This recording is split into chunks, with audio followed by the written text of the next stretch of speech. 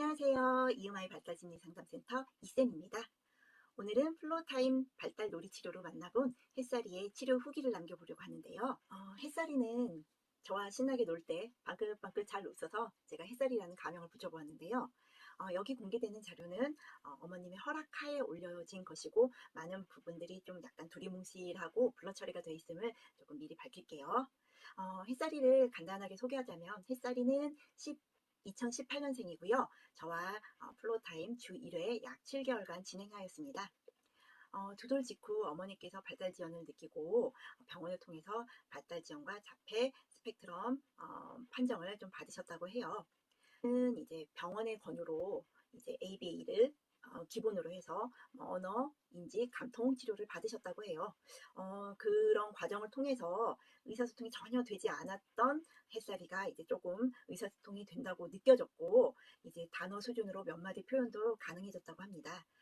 그런데 이제 햇살이가 ABA를 가기 싫어하면서 더 이상 이제 진전이 없는 것 같아서 어머니께서 플로타임을 이제 찾아보시고 저에게로 오신 경우에요. 햇살이가 오면서 기초적인 발달 검사 그리고 감각통합 관련 검사 플로타임에서 실시하는 기능적 정서 발달 검사와 놀이평가를 진행했고요. 참고로 말씀드리면 저희 이음아이 발달심리상담센터에서는 이렇게 치료를 지속하는 아동들의 경우 별도의 비용 없이 검사를 통한 평가 보고서 그리고 가정에서 어떻게 해야 될지 치료는 어떻게 진행하게 될지에 대한 평가 보고서를 드리고 있습니다. 보통 부모님의 보고랑 아동을 관찰하고 종합적으로 평가하기 때문에 적어도 한두 달 지나서 드리기도 하고요.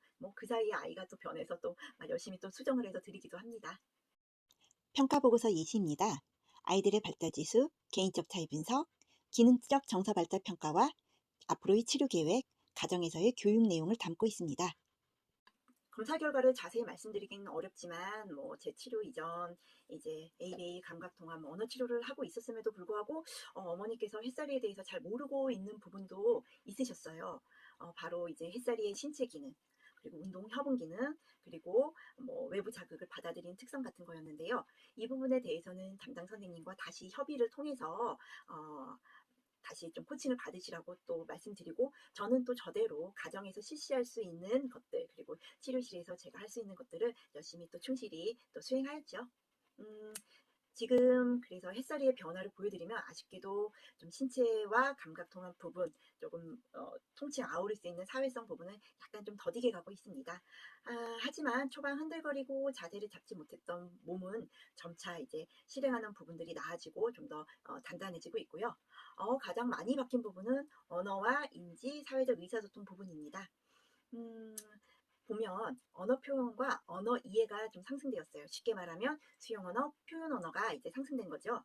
일단 단어로 말하거나 질문에도 답을 잘 안 하던 햇살이가 지금은 대답을 하는 빈도, 스스로 자발적 표현하는 빈도, 단어에서 문장으로 표현하는 빈도와 질이 이렇게 조금씩 상승했는데요.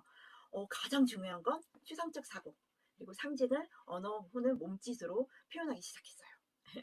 예를 들면 햇살아 너는 뭐가 제일 맛있어? 하고 물어보면 바나나라고 해요. 그러면 이제 바나나는 어떻게 생겼어? 라고 물어보면 이게 햇살이가 팔을 들어서 이렇게 하는 거예요. 이게 뭐지? 싶어가지고 이제 어머니가 물어보셨대요. 이게 뭐야? 그랬더니 달림같이 라고 했대요. 달림같이? 응. 자, 사실 우리가 기대하기는 바나나 어떻게 생겼어? 하면 길어. 노란색이야. 이렇게 표현할 수도 있죠. 그런데 햇살이는 좀 더 달림이라는 표상, 그 모양, 초승달 있잖아요. 이렇게 생긴 초승달과 바나나를 또 같이 그 표상을 일치시킨 거죠. 그리고 자기가 아직 언어는 조금 언어보다는 먼저 몸짓으로라도 이제 표현을 하게 된 거죠. 초기에는 이거 뭐야? 뭐 할래? 뭐 할래도 잘 대답이 안 나왔던 것 같아요. 이거 뭐야 정도. 그러면 피망, 키위, 이렇게 대답 하던 아이가 굉장히 많이 발달했죠. 하지만 또 제일 많이 발달한 거는 우리 이제 플로타임에서 사회성을 측정하는 도구, 기능적 정서 발달 단계가 많이 좀 상승을 했어요. 1단계 조절하기는 원체적으로 기본적인 부분은 잘 해내고 있었던 친구였습니다. 2단계 친밀함과 관계 형성에서 점차 친밀함과 정서 표현이 성장하기 시작하더라고요. 3단계 양방향 의도적인 소통에서 점차 햇살이는 제가 하는 말에도 귀 기울여주고 언어와 비언어를 사용하여 표현이 늘기 시작했어요. 처음에는 질문해도 답도 없고 제가 앞에서 뭐를 하던 관심도 없던 녀석이 지금은 상호작용의 빈도와 유지가 늘어난 거죠. 4단계 복잡한 의사소통에서는 좀 더 의사소통의 빈도와 상호작용이 늘어나서 무서워, 신나, 재밌어, 우와, 누가 제일 좋아? 놀이 선생님 하는 등 정서 표현이 발달되기 시작했어요. 글쎄 이 녀석이 애교도 부리고 절 보고 싱긋 웃으며 제 팔을 잡더니 좋아라고 해주더라고요. 5단계 상징놀이에서 확 성장했죠. 상징을 사용하고 감정적 발상이 성장한 것은 정말 중요한 포인트라 너무 반가운 결과였습니다. 지금은 요리사도 되고 사자도 되고 사냥꾼도 됩니다. 저랑 싸우기도 해요. 파란색을 보고 차갑다고, 빨간색을 보고 뜨겁다고 하길래 따뜻하게 해달라니 두 개를 다 내밀기도 합니다. 상징과 표상을 이해하여 문제를 해결한 거죠. 정말 멋있지 않나요? 예전에는 뭐 제가 앞에서 뭘 해도 관심도 없던 친구가 지금은 저하고 같이 노는 것도 굉장히 많이 성장했지만, 뭐 예전에는 또 어려운 거 좀 시킨다 싶으면 못 본 척 못 들은 척 이제 하던 햇살이가 지금 놀이 중에 또 열심히 또 참여를 해요.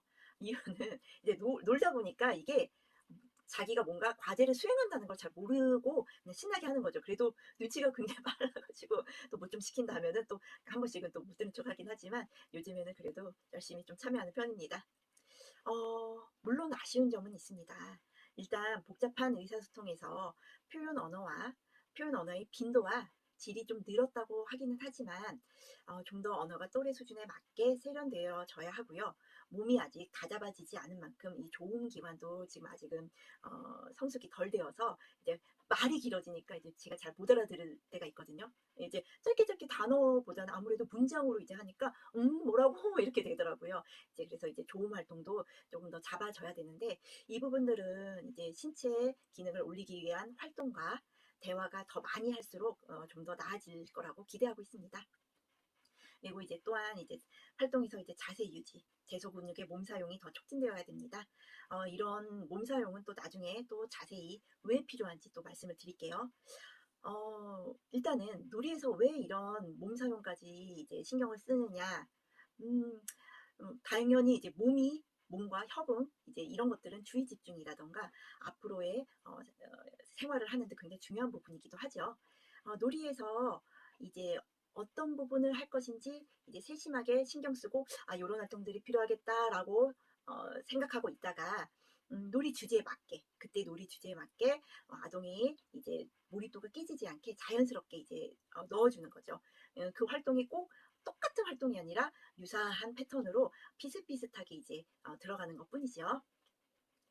자, 그리고 제일 중요한 건 상징 놀이에서 이제 햇살이가 여기에 정서와 그리고 아이디어, 놀이와 놀이 사이를 연결하는 것들, 즉 4, 5, 6단계, 이제 추상적 사고와 좀 더 복잡한 의사소통과 아이디어를 내고 논리적 사고로 이제 발달 단계를 높여가는 4, 5, 6단계를 이제 다져나가야 될 거예요.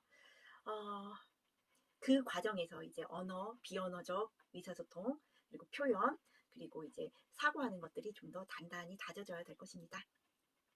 그리고 햇살이가 지금 엄마나 저 선생님들한테는 좀 더 본인의 잠재력을 더 많이 보여주고 있지만, 친구들하고는 아직은 조금 어려운 점이 있어서 이 부분에 대해서 또래와 더 잘 지낼 수 있도록 이제 또 특별한 계획이 이제 또 필요할 거라고 생각되어집니다. 일단 플로우 타임은 안 되는 것들을 되게 하는 뭐 만능적인 뭐 프로그램이라고 할 수는 없습니다. 하지만 햇살이처럼 주입식이고 통제적인 치료에서는 자신의 정서와 생각을 발달시키기 어려워하는 친구들에게는 좀 더 적합할 거라고 생각합니다. 특히나 개인적 차이는 외부 자극을 받아들이는 것들이 아이들마다 굉장히 다르거든요. 앞에서 아무리 강화물을 제공하고 아무리 뭐 북치고 장구치어도 안 보는 아이들은 안 봅니다. 안 받아들이는 아이들은 안 받아들이죠. 하지만 이제 플로우 타임을 통해 이 개인적 차이를 고려해주고 즐겁고 좀 더 행복하게 다가간다면 햇살이처럼 좀 더 주체적으로 잠재력을 끄집어내고 그것을 성장시킬 수 있는 프로그램이긴 합니다.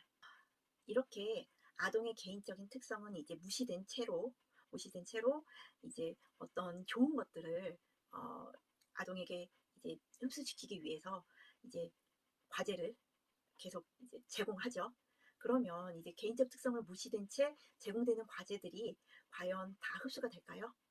어쩌면 토해내는 것들이 시간이나 노력 대비 더 많을 수도 있습니다. 뭐 먹기 좋게 차려진 밥상을 보고 더 맛있게 느끼는 것처럼 즐겁게 놀면서 주체적으로 열심히 활동하다 보면 햇살이처럼 하나라도 오히려 더 흡수되는 건 아니었을까 이렇게 생각해 보게 되는데요. 이 부분은 아이들의 특성 그리고 처해진 상황들을 고려해 가면서 아마 다시금 생각해 볼 필요가 있는 것 같습니다. 어떻게 유익한 내용이었는지 모르겠습니다. 저희 이음아이 발달심리상담센터는 안양에 위치해 있고요. 궁금한 사항이 있으시면 요 영상에 뭐 댓글로 달아주셔도 되고 아니면 유튜브 소개란에 저희 전화번호 그리고 블로그 주소가 남겨져 있으니까 그쪽으로 찾아오셔도 됩니다. 네이버에 이음아이 발달심리상담센터 혹은 마음이음 발달심리상담센터로 검색하시면 저희 블로그하고 연결이 되거든요. 거기에 뭐 저희 치료사 소개나 혹은 어디에 위치해 있는지 연락처가 남겨져 있으니 또 거기로 또 찾아오셔서 그 정리된 텍스트 또 보시고 또 문의하셔도 됩니다. 그러면 다음번에 또 더 유익한 내용으로 찾아뵙도록 할게요. 다음 시간에 만나요. 안녕.